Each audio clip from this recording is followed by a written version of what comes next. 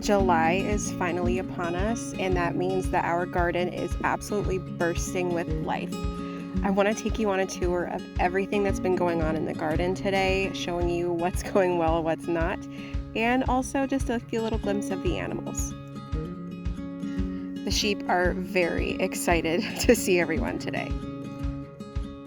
Because we had lamb sales going on and we have been traveling a little bit, the garden is a lot of bit out of hand. I'm very blessed that my husband was able to get in last night and till the aisleways for me, but I'm just observing all the work I'm going to have to do. Okay, so in this section of the garden, we have 4 rows of sweet corn. Now, if you're not aware, sweet corn grows best in a square. So when people do the long rows and they only do like 1 or 2 rows, you're not going to get really good cross-pollination.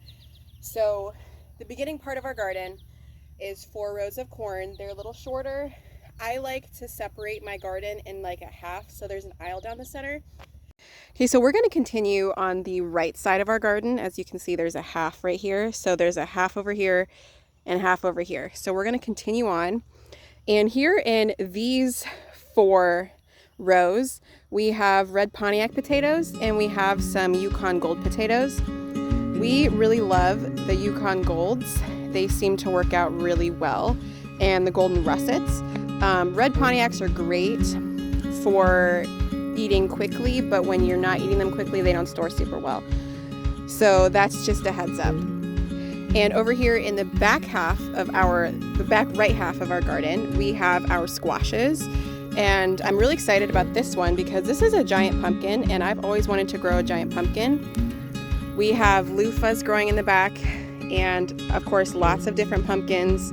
We have watermelons, we have muskmelons, we have regular jack-o'-lanterns. We had plenty of sugar pumpkin last year, so I'm not planting too much of that. Really, this is just for fun and for my son and for my husband, just to have fun. Now we're in the back half of the garden, and we're going to start on the left side. And we have a big row of sunflowers. My husband loves to plant sunflowers every year. I'm not too big of a fan of planting them directly in the garden, but it does provide a nice little fence on the end. And it does have some beauty once the flowers actually start to bloom. We do have a volunteer squash. I don't know what it is yet, on the outside of our fence. So I'm hoping that we get something out of that. I don't know what. Maybe it's a giant pumpkin because I tried that last year and unfortunately the bugs got to it. So maybe this year I'll have 2 separate ones. And in these 4 rows here, it's very weedy. I do need to get in weed today. I have onions planted. I really like to plant sweet onions, some Vidalia onions. They store really well, and of course they're super tasty. But something that I'm noticing is, you see that? It's starting to bolt. That's actually really bad for your onions. It means that they're not going to store. They're actually going to start rotting, and they're no longer going to grow. So I'm going to actually have to pull those today. Yeah, here's another one right here that it's just, yeah, going to have to pull that one. I'm just hoping that I don't have to do that for a lot of them, because onions are something that I struggle with in the past few years, and I just really love onions.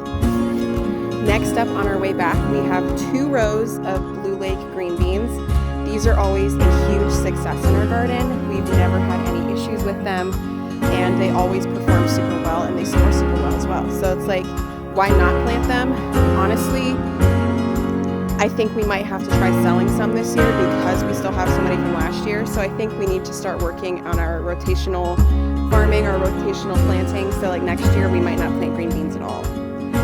These next 2 rows are a combination of peppers, some green beans that we just kind of threw in here before we realized we had some peppers that were still not planted. And then we have some kale, we have some celery, and then we have a bunch more peppers up there. I do have to get in the weed this. I'm going to show you. It's going to be great. This row we have our brassicas. So typically all of this is just lettuce and romaine. I really like growing this kind of stuff throughout the year because not only does it serve us in our household, but it also feeds our animals. We can feed it to our ducks, we can feed it to our sheep. Right now we have so much of it, and there's only 2 of us that really eat salads in our home. So a lot of it's going to go to the sheep today. And right here is probably my favorite part of the garden. This is basil. I love making pesto. I love drying basil. As you can see, it bolted. That's because it literally was 95 degrees for an entire week here in Ohio. So that made it everything bolt a lot quicker, but I can still use it. So we have a few that are a little behind, but we have lots of basil this year because my brother loves pesto and I wanted to make sure I made enough for him this year. And here in these last 4 rows, these are all tomatoes.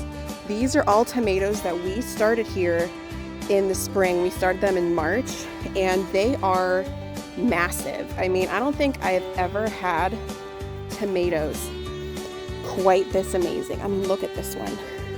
And they're already setting fruit. I mean, this is a cherry tomato and it's already looking like that. So I'm just gonna sit here in the tomato patch for a second. For us, tomatoes are an enormous part of our diet. We have spaghetti all the time. We make pizzas, pastas. We use it in a lot of different dishes, just pasta sauces. I like to sun dry some tomatoes. There are just so many things you can do with tomatoes, and because we are such heavy consumers of it, that is what takes up a good portion of our garden. Some people will only do like 5 to 10 plants, and that's fine for your family size, but because we can so incredibly much tomato sauce, we literally do whole flats of tomatoes. So I would say we're probably 40 tomato plants, and that will barely cover us for a year. And some people would say that it's because we have so many tomatoes that we're not getting as many. You know, like we have the plants, but plants that are heavily, if they're closer together, they might not produce as much. But frankly, for me, I like having it a little more full in our garden rather than sparse, because sparse is a lot more ground that you have to take care of that is not being productive. You're not getting a plant out of it. So anyways, I think that this tomato patch is probably the best I've ever had. I don't see any signs of blight yet, and everything is starting to fruit. It is insane how much better the quality of our plants are just because we started them on our own farm, whereas every other year we've bought the plants, we've outsourced them, and we've never had this kind of luck. It's crazy.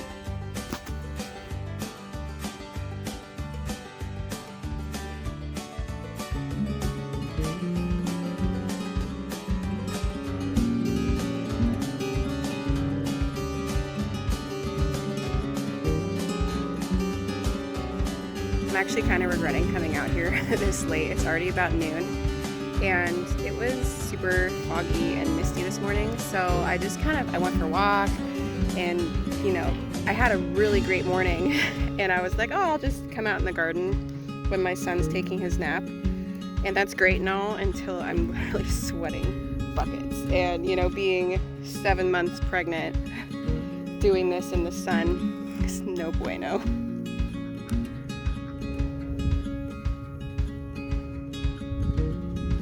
Okay, so I got these 4 onion rows pretty much weeded.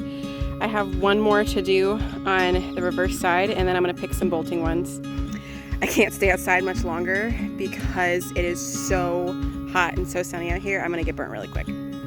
So we're actually gonna pull out the ones that are bolting here. So we'll see what comes of it. I'm sure not much.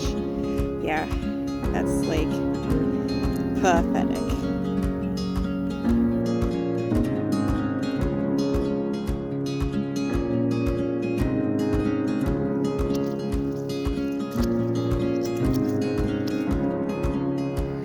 So I actually got a wagon load of herbs and some brassicas. I didn't even trim everything back. It's literally just like a preliminary harvest. But we have really good kale.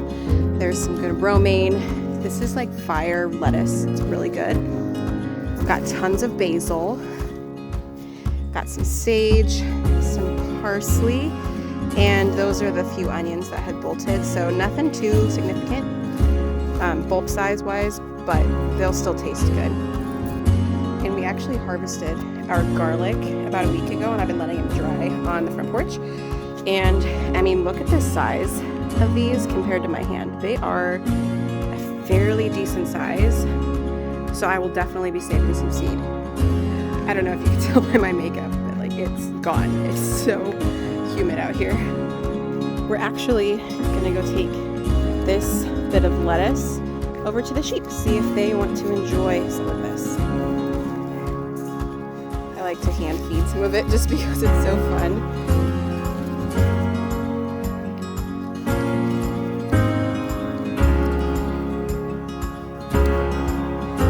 They love it.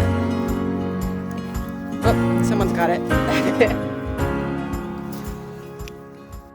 Now, a garden tour would not be complete without showing you our orchard and our bonsai and our like outdoor citrus trees, or potted citrus trees. So let's go ahead and take a look. Actually, looks like we might get a little bit of rain, if you can see out there. But yeah, we have quite a few citrus trees, all in these big tall pots. We have oranges, that is like a lime. We have olive trees, lots of olive trees. And then these are all bonsai, which are my husband's hobby. He likes these shapes and interesting sizes of all these different plants. I can't say that I know much about them, but he loves them. And we have a really beautiful lemon tree right here. And just going up the stairs, it gives us kind of an Italian feel. We love Italy, so I love having plants go up the staircase.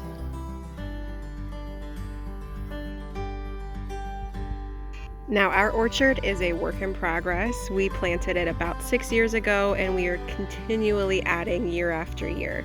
We find ourselves just in love with this thought of having a beautiful orchard to walk through every single day. It isn't always a walk in the park because there is a lot of work to do, but during this time of year with the harvests and with the gorgeous plants and the gorgeous flowers, we just find ourselves absolutely enamored and in love with where we're at.